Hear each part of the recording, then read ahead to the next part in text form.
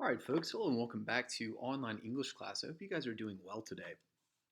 Today we're going to be continuing our work on OTN 5, which analyzes Part 2, pages 85 through 108 of the Barnes & Noble 2003 edition of Heart of Darkness. Okay, before we get into that, let's just run through our top of the week announcements once more, okay, to remind ourselves of what we need to be getting done.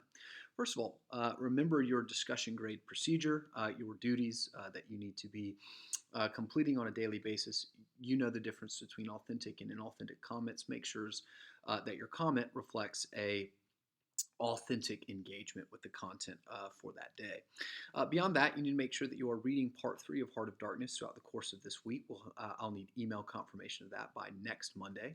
And by today, Tuesday at 3 p.m., all right, you'll need to send me confirmation of your completion of OTNs 2, 3, and 4. That'll be for a tri-weighted homework grade, okay? So you don't want to miss that. That's 3 homework grades in one, all measuring whether or not you have completed OTNs 2, 3, and 4. I do not need a picture. I do not need you to submit me your actual OTNs, just simply an email that affirms the fact that you have completed it, okay? I will take you at your word, and I will give you a completion grade for that assignment.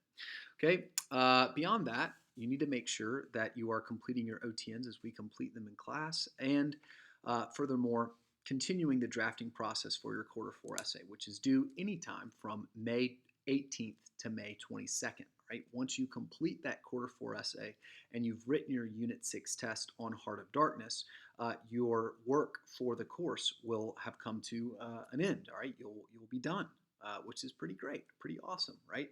We are nearing the conclusion of the end of the course. We do not have a final exam, which is a bummer because that final exam is a good measure of what you've learned, both about literature in general and also in terms of your ability to write well-reasoned interpretive arguments. But even so, we've got some other ways to measure that, and we're going to finish strong anyways. Okay, so without any further ado, let's go ahead and turn our attention back to OTN 5 and analyze the rising action of Marlowe's journey. Okay, in our last lecture, we talked about Kurtz's continued characterization as the purpose, the end goal of Marlowe's journey. Okay, during Marlowe's overhearing of a conversation between the manager and also the manager's uncle, in which they're telling a story about Kurtz, who was returning from the interstation with a large load of ivory. And they tell the story about the fact that he turned back, right? Turning his back on comfort, on wealth, on home, and going back into the sort of Congolese interior, where he is apparently or ostensibly sort of shining this light of the moral ideals that are at the back of his life. Now, the manager and the uncle have no idea what to make of this kind of behavior. This doesn't align with anything that they would understand. They think of this action as insanity. Okay, Marlowe, on the other hand, finally sees something that he can comprehend, finally sees something that makes sense to him. As a man, Kurtz is behaving for a purpose that goes beyond merely material gain. Rather, Kurtz is a person who has a morally coherent life, who seems to be motivated by something beyond simple loot, gold, and prestige and power, but rather by some kind of moral ideal that adds coherence and cohesion, that illuminates the darkness of his life. Okay, that's clearly what Marlowe is looking for, which motivates Marlowe to go and find Kurtz, to salvage Kurtz, to save Kurtz from his sickness, to nurse him back to health, to nurse him back to strength, so he, like Kurtz, okay, can emulate that morally coherent life. Okay. This is Marlowe's goal. This is the literal goal is to save Kurtz. Obviously, the symbolic goal is to establish a kind of morally coherent life despite the chaos of his environment. Now, at the end of that conversation, the uncle says something very significant, okay, and it troubles Marlowe deeply. Okay, and I'm going to explain in our analysis of the Congolese environment why this troubles Marlowe so deeply. Okay, he gestures to the jungle. He gestures to nature. Okay, and he says, "Trust to this." The uncle says to his nephew, right? Trust to this. He extends his arm in a gesture that takes in the forest, the creek, the mud, the river, seem to beckon with a dishonoring flourish, appealing to the lurking death, the hidden evil, the profound darkness of nature's heart. Okay, essentially, on a literal level, what the uncle is saying here, pretty simply, okay, if we read this rightly, is that that the manager doesn't need to worry about Kurtz because Kurtz is going to die because of the jungle, some kind of disease, some kind of parasite, some kind of wild animal, some kind of native African individual is going to kill Kurtz. He's not going to come out of this alive. You can trust that the jungle will kill Kurtz. Okay, but on a more symbolic level, the thing that makes Marlowe jump to his feet, the thing that really inspires a kind of fear that jars Marlowe, okay, that shakes up his preconceived notions of the world that he lives in, is the fact that on a symbolic level, he's starting to reckon with the fact that the world that he lives in, the cosmos that he inhabits, is an enemy of moral idealism. Okay, that's illustrated to us by the fact that Kurtz is sick. Right, he's dying. He's dying in the jungle, and the uncle of the manager says, all you need to do is trust that nature, okay, will kill that moral idealism, will snuff out that sacred flame, will put out whatever fire Kurtz has lit that he is walking by. The profound darkness of nature, the hidden evil of nature, the lurking death of nature is brooding over Kurtz like it broods over all human civilization and all human attempts to develop notions of the good, law, order, justice, and it will kill it. Okay, the only men who can survive in this world, right, are men, like the manager says, that have nothing inside them, no entrails, right? So let me explain this to you graphically quickly, okay? So we're going to do a little bit of armchair theology here, a little armchair philosophy, okay? Just basic concepts, all right? But I want you to think about these things because it helps us, A, understand this novel and also understand our own world and our own thinking about that world a little more clearly, okay? So I've got two different pictures here, okay? One on the left, one on the right. Okay, the worldview on the left, or the view of nature on the left, is reflective of a kind of typical Western worldview. All right, one that would be associated with both Christianity, okay, Orthodox Christianity, and also kind of Enlightenment rationalism. Okay, so you can think of Orthodox Christianity, think of this school, or Mr. Sly, right, or me, or Pastor Michael Rawls. Right, or you could think of Enlightenment rationalism. You could think of Thomas Jefferson. You could think of an individual like Thomas Paine, okay, who didn't necessarily believe in God in the Christian sense, but did believe in the same kind of optimistic worldview that I'm about to explain to you. Okay, so whether you're a secular humanist, an Enlightenment rationalist, or a Orthodox Christian, you kind of agree on these basically optimistic view of the world and view of nature. Okay, so at the back of the world, there is this sort of creative force, okay? Now, obviously, different worldviews assign that creative force different characteristics, right? Christians believe God to be a certain way, okay? Enlightenment deists believe God to be another way, a different way. But there's, at the back of the world, some kind of creator, some kind of institutor of things, and that institutor is good. All right, and he reveals his goodness. He reveals his goodness in the physical and moral order of the world. Okay. Now, obviously, what exactly that moral law is kind of up for grabs, but basically, at its core, it has something to do with treating human beings with a certain level of respect, treating human life as if it is inherently valuable, treating the property of those human beings as if they have a right to it and it cannot be taken from them willy-nilly. All right? So, disobedience to this moral order and to this physical order, okay, so the mathematical and scientific laws that govern the universe, or the moral premises that govern the universe, like human beings are self-evidently creatures that have inalienable rights. All right, disobeying that kind of order leads to injustice and chaos and death, and it needs to be rectified. Okay, this is essentially the reasoning behind the American Revolution articulated in the Declaration of Independence. Right? Jefferson says, because all men are created with certain inalienable rights, and those rights are being denied to us by our current governing authority that is leading to a kind of injustice and chaos and a lack of flourishing, we have to, in order to reassert our rights, rebel against those things. Okay, so obeying them, unlike disobeying them, very obviously leads to life and to flourishing.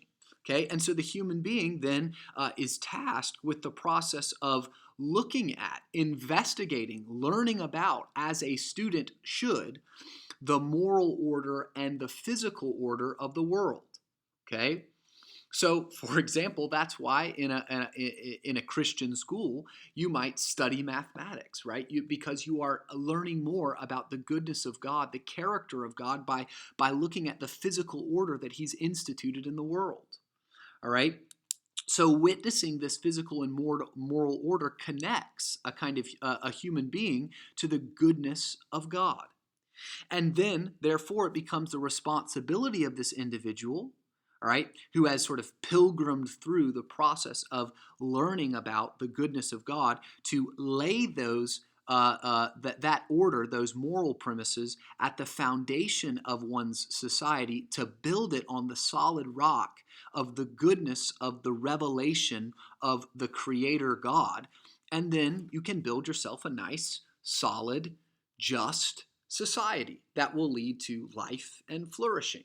Okay, so that's the typical Western worldview. All right, that is embodied by or affirmed to be true by both Christians and also other people with kind of an optimistic view of the natural world. Now, what Marlowe is being confronted with, all right, and what the uncle is sort of referring to as he gestures to the hidden darkness, okay, the lurking death of the natural world, is the modernist view of nature. Okay, a uniquely and completely materialistic view of nature, which would assert that there is no creator, okay, but rather a series of chemical reactions that were the not they weren't started by anyone, and they weren't sovereignly organized by anyone or overseen by anyone. They just happened. All right, the primordial soup just started bubbling, and then there's some kind of large, big old explosion. Okay, I'm not super familiar with materialistic cosmology because I don't believe any of it. But basically, there's some kind of chaotic event that leads to the existence of life. And there weren't any moral premises floating around in the primordial soup. Okay, there wasn't any kind of inherent value of that. Therefore, the creatures that were created by that primordial soup can sort of lay claim to or look to nature for revelation of. There is no revelation of any sort of transcendent truth because there's nothing to reveal. There's no creator. There's nothing up. There's no good God that we can optimistically hope and look to, all right, to reveal some kind of understandable moral order that we can lay at the foundations of our lives and our societies and our own thinking that will lead to goodness and life and flourishing. Okay?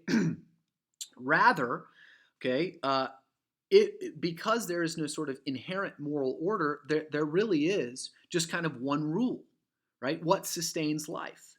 Well, the premise established by the very famous modern scientist and observer of nature, Charles Darwin, that the fit survive, the strong survive. Okay? That premise is amoral. All right? That premise doesn't carry with it any kind of moral oughts. Okay? You ought not do anything other than survive. And whatever inhibits you from survival is something that ought to be discarded. Okay? It'd be like if you were playing a basketball game and instead of having guiding moral principles like sportsmanship, all right, that governed your behavior on the court, I told you that the winner of this basketball game lives, the loser dies, and everything your parents, coaches, teachers and society and God ever taught you about right and wrong, good and bad does not apply. There are literally no rules. If you win, you live. It would follow that you should legitimately kill the other team and put the ball into the basket as many times as you could before the clock ran out so that you could live. Because ultimately, right, survival for a sentient creature that wants to live, if that is indeed the will that you have, the will to live, then obtaining that survival by whatever means necessary is an amoral pursuit. Okay? Enter the human being, who, unlike a bear, unlike a dog, and unlike a virus, right?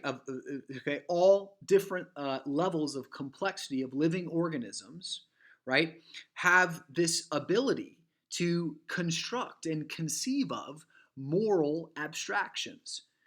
Whether we like it or not, the human individual is capable of thinking about concepts like good, because we have stuff like language. We have words that help us develop those kinds of conceptions. So if, like Marlowe, you are compelled as a pilgrim to try and define some kind of moral order to govern your life, to move from the sort of dark forest of chaotic moral disorder into some kind of hilltop Shalden morning rays of light, in which you understand right from wrong, good from bad, truth from falsehood, then who has to establish that moral order? Him. Only him. It isn't established here, and it isn't revealed here. Rather, it is constructed here by him and him alone. Okay? And in fact, nature, instead of supporting and being in harmony with these kinds of moral ideals, which the Enlightenment rationalists would say that's how the world works, all right? Good things reflect the kind of natural laws of the world, both physically and moral, okay? Good systems flourish because they reflect those natural laws. In direct opposition to that, the Marlowe and the modernist worldview articulated for us here by Conrad suggests that nature does not have any moral order. In fact, it only has one premise: survival of the fittest. And that premise, like I've already explained, is amoral and runs against or competes against the existence of these moral ideals. That's why the uncle says you can trust that nature will kill Kurtz's moral idealism.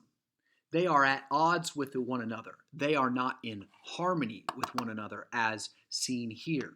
Okay, the Marlowe's understanding, increased understanding as he grows deeper or goes deeper into the Congo, as his pilgrimage continues, he recognizes, oh my goodness, not only is this world inhabited by people who don't follow the sort of physical and moral order established in the world, people like the brickmaker and people like the dishonest and immoral Belgian Congo company, but rather nature itself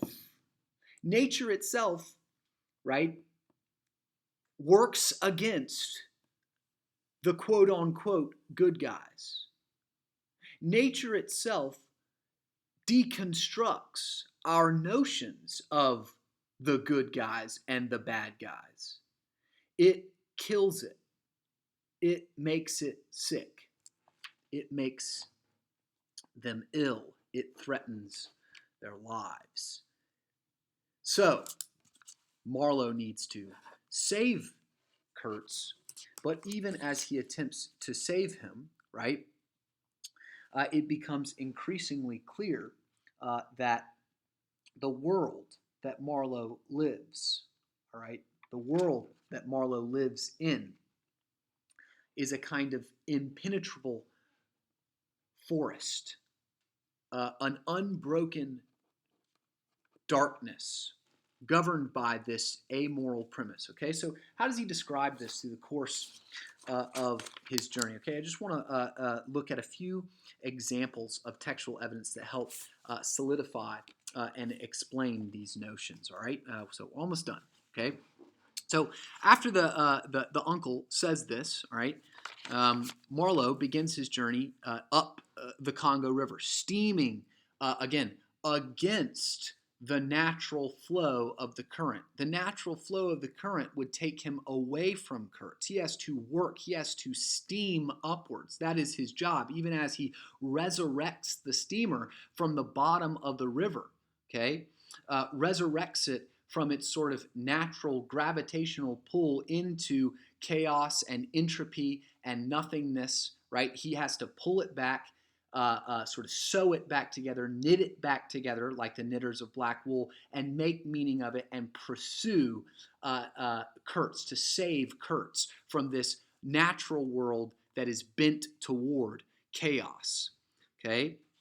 That's bent toward entropy, that is bent toward disintegration, both of the human body, right, as we all die, but also of the moral ideals constructed by these human beings. Okay, he says, going up that river was like traveling back to the earliest beginnings of the world, prior to all of these civilizations, prior to all of these great cities and empires, okay, and nations that are governed by things like law codes that assert some kind of moral order, okay, that punish things like murder and theft, okay, and help protect the innocent and the weak, and institute things like education and democracy. Why? Why do all of that, right? Because on some basic level, human beings have attempted to establish and pursue life that aligns with some notion of the good. Now, obviously, those things differ. Those definitions of the good differ from age to age, and even from individual to individual, as they believe in different sources of that goodness. Okay? Now, we as Christians understand that the basic source of that goodness must be, in order for it to be authentically good, God Himself. All right? And all of man's attempts to arrive at goodness apart from God and apart from Christ, right, it ultimately deconstructs and ultimately is imperfect. But here, once again, Marlowe, as he travels up this river, travels to this sort of pre-civilized world where vegetation rioted on the earth, okay, where the big trees are kings. In other words, mankind, all right, the distinctly moral agent, is not exerting dominion over the earth, but very much like the machines that were dilapidated and being sort of grown over and taken over in a sort of reverse colonization back in the outer station. The vegetation riots over the earth, okay, flaunting its power, flaunting the ways in which mankind's attempts to order, structure, and have dominion over the earth are ultimately a failure. Okay? He continues, right? And this stillness of life did not in the least resemble a peace. It was the stillness of an implacable force brooding over an inscrutable intention. Okay, so this language again alludes back to the beginning of part one, in which the sky, right? This sort of transcendent, the symbol for this like transcendent force of nature is brooding over the biggest and the greatest town on earth, London, right? Much in the same way, right? Marlowe feels that nature is looking at him with that same kind of brooding intention. And what is there? What is nature's this personification of nature? Which, by the way, nature is not actually a person, and it doesn't actually have emotions. This is just Marlowe again attempting to make meaning out of what he's seeing. Right, another kind of hollow misinterpretation of his environment. Well, what does it want to do? It wants to kill him. It wants to stop him. It wants to eat him, to consume him, right? Like a snake would consume a silly little bird, to make Marlowe a part of itself, to shove him down in the dirt, to deconstruct his body for food, and to continue this inevitable process of survival, survival, survival, survival, okay? At whatever cost. It looked at you with a vengeful aspect. Okay. Now, the only thing that distracts Marlowe from this sort of natural reality that the world is the enemy of moral idealism. That the world, nature itself, is the enemy of morality. Okay.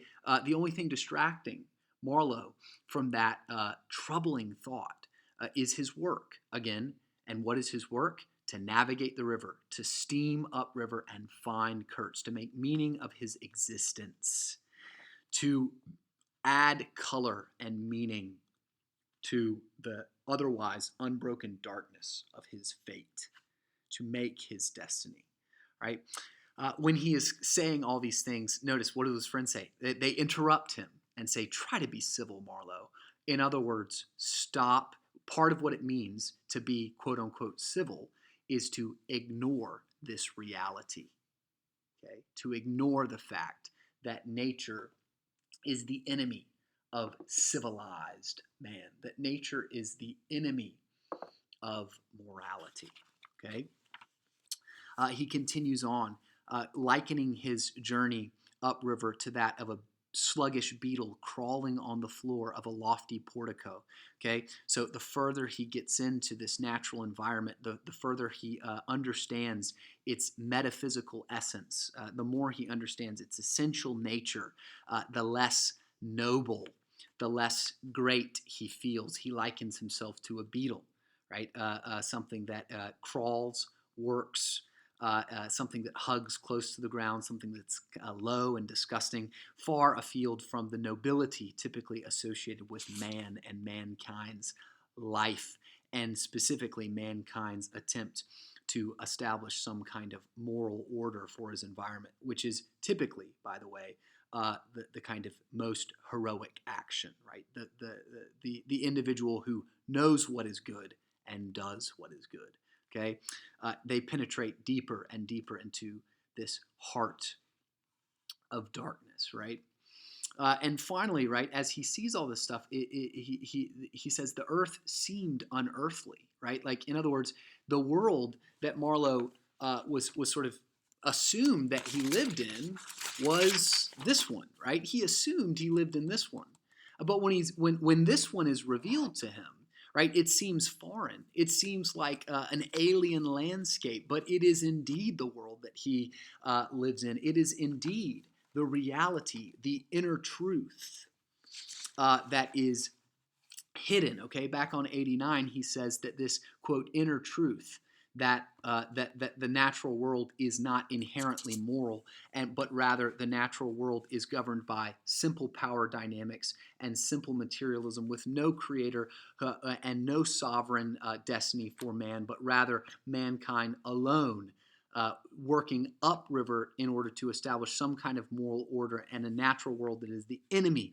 of that moral order. That is the inner truth, and that inner truth is hidden. That truth does not set him free, to use the biblical language. That truth is not a gospel. That truth is not good news. Rather, that reality, that truth is hidden, and it is lucky that it is hidden. Okay? A deeply pessimistic view of the world. We call this worldview nihilism. Okay? And the further, finally, last point, the further he goes into this earth, all right, the further he recognizes that distinctions between, quote, civilized man, European colonist, and savage native are merely constructions. And the inner truth is that all human beings are equal inheritors of the same curse. Okay? That all human beings are equal inheritors, or those who lay claim to or lay possession to a kind of accursed inheritance. And that cursed inheritance is that we who have been created, or perhaps, okay, Marlowe doesn't believe that we've been created. We who have the capacity somehow, okay, through some kind of evolutionary process, okay, Marlowe is a Darwinist, through some kind of evolutionary process, we have developed the cognitive ability to think about things like right and wrong, good and bad, true and false, God, all of these eternal kinds of questions, all of these ideal kinds of questions. And despite the fact that we have that capability, we are the recipients of a kind of a curse that the world that we live in is not one that is inherently moral. Though we have eternity kind of created in our hearts, okay, as Ecclesiastes says, though we have eternity in our hearts, our world does not satisfy our longings for those kinds of eternal truths. It's a kind of curse, and that curse is extended to all men in all places. The only work left to do for the pilgrim, the only thing left for the modernist pilgrim to do is to try and establish a kind of moral order for himself in spite of that natural world that offers some kind of coherency, some kind of goodness to his environment. The question is, right, can Kurtz stand in the face of this natural world that is the enemy of his idealism? And can Marlowe do so as well? All right, have a great day.